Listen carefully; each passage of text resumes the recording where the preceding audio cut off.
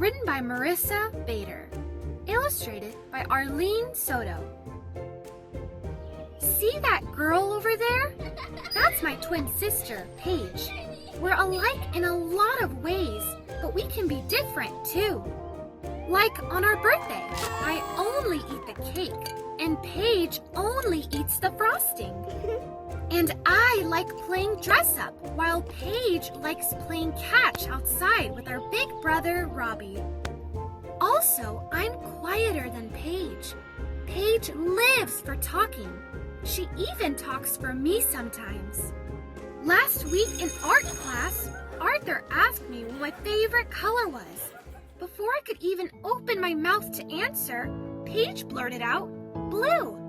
I was so mad. That's not my favorite color. It's hers. Sometimes it's as if even Paige forgets we're not the same person. I mean, it's not all bad. It's great to have someone I can count on when I get nervous to speak in class, but most of the time, I wish Paige would just let me talk. Like yesterday, I was trying to explain how to play this new game I made up to our friends at recess, but Paige cut me off and said, "Don't worry, Stella. I can explain it better."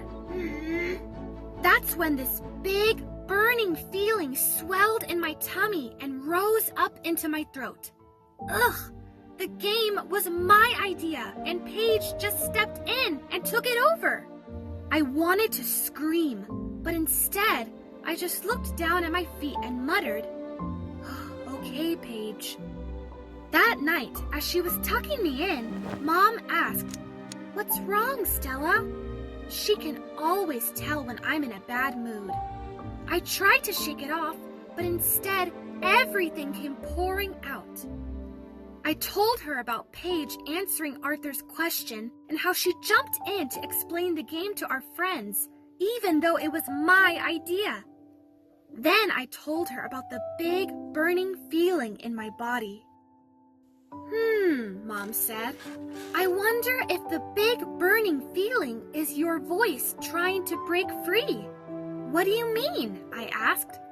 "When you two were younger, you were scared to talk to people," Mom explained.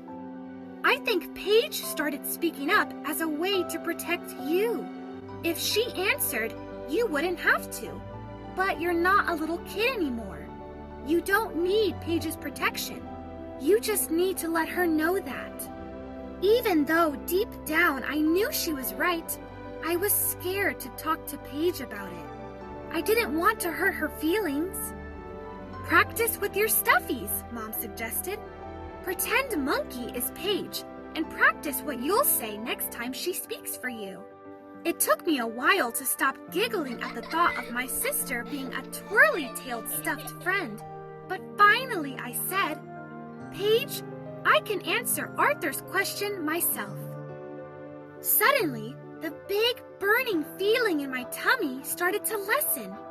I looked at Monkey again and said, "Thanks for your help, Paige, but I can explain the game to our friends." Amazingly, the big, burning feeling became even smaller. Maybe I could do this. The next day, I woke up feeling a little worried, but also really excited to practice speaking up. I got my first chance during science class when our teacher, Miss Harper, asked us to guess why leaves change colors in the fall. I really wanted to answer, but I was feeling all jittery inside. That's when a funny idea came to me. I pretended my classmates were all stuffies and my teacher was Monkey. Suddenly, talking in front of everyone didn't feel so scary. I think it has something to do with the weather getting colder," I said bravely. "Yes," Miss Harper exclaimed. "That's a big part of it, Stella. Good job."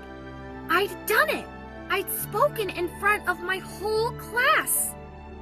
That afternoon at recess, my friends and I met up on the playground. "What shall we play today?" asked Ella. "I know," I started. "Let's play tag," Paige shouted, interrupting me. The big, burning feeling rushed up from my chest and into my throat. I felt my voice rise up strong, and I said, "Actually, I want to play on the swings." "Oh, wow. I didn't know you wanted to do that. That's because you always jump in with your ideas first.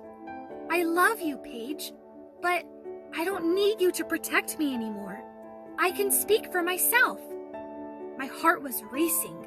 I was proud of myself for speaking up, but how would Paige react? Finally, Paige said, "I'm sorry, Stella. I didn't know." Then, smiling, she held out her pinky. "Best friends and sisters," I shouted, wrapping my pinky finger around hers.